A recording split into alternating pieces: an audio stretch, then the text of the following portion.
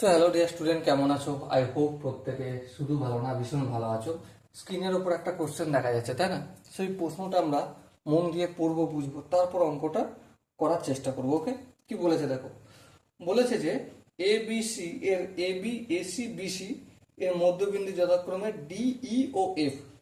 DE ও A F পরস্পরকে option A ছেদ করে, অপশন বি সমদ্বিখণ্ডিত করে, অপশন সি লম্ব, অপশন ডি হচ্ছে সমান্তরাল।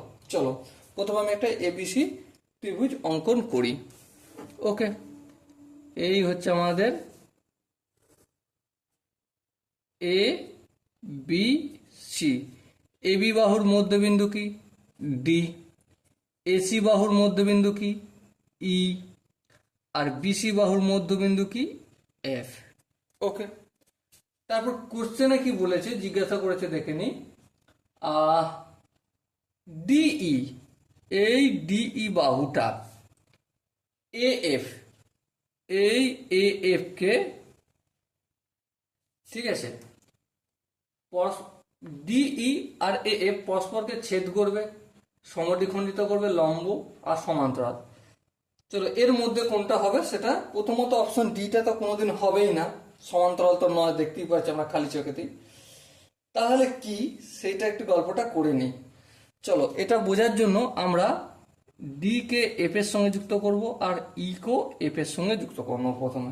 ওকে, তারপর দেখো ডি ও এফ যথাক্রমে এ বি, এই যে ডি এটা হচ্ছে এ বি বাহুর মধ্যবিন্দু কোশ্চেনে বলা রয়েছে, আর এফ এটা হচ্ছে বিসি বাহুর মধ্যবিন্দু, আর এখানে ইটা এসি বাহুর মধ্যবিন্দু, এটাও কোশ্চেনে বলা রয়েছে, তাই না? যদি এমনই হয় তাহলে এই যে ডি এফটা সমান্তরাল কার সঙ্গে সমান্তরাল? এ ইর সঙ্গে সমান্তরাল। এবার প্রশ্ন হচ্ছে কেন এ ইর সঙ্গে সমান্তরাল? কারণ সিম্পল দেখো না, এই যে এ বি সি ত্রিভুজ, ত্রিভুজের এ বির মধ্যবিন্দু ডি, হ্যাঁ ঠিক। আবার বিসির মধ্যবিন্দু এফ, হ্যাঁ ঠিক।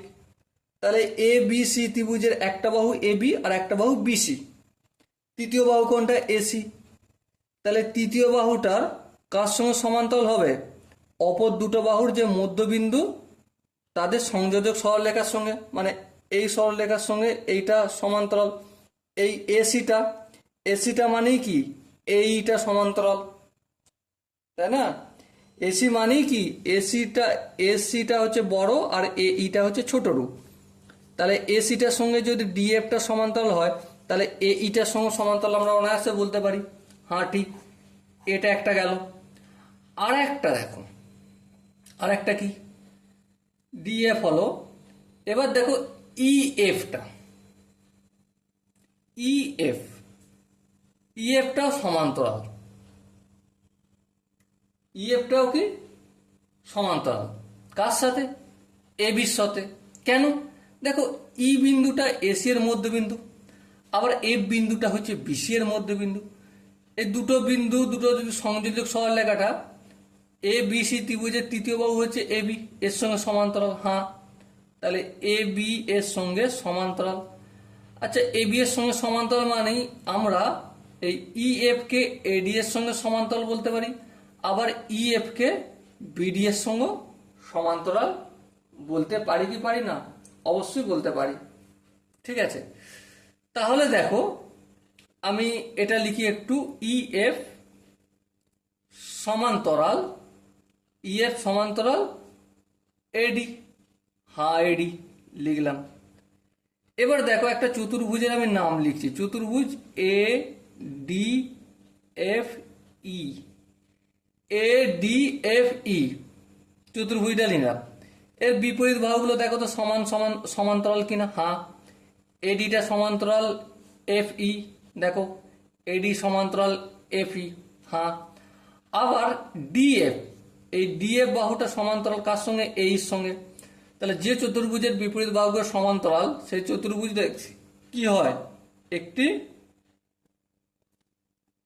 সামন্তরিক, হ্যাঁ ঠিক, একটি সামন্তরিক। আর সামন্তরিকের কর্ণ কোনটা? এখানে এ ডি এফ ই যে সামান্তরিকটা পেলাম তার কর্ণ হচ্ছে এ এফ আর ডিই। কর্ণ দুটোকে পরস্পরকে কি করে? পরস্পরকে সমদ্বিখণ্ডিত করে, তাই না? অতএব সামান্তরিক এ ডি এফ ই এর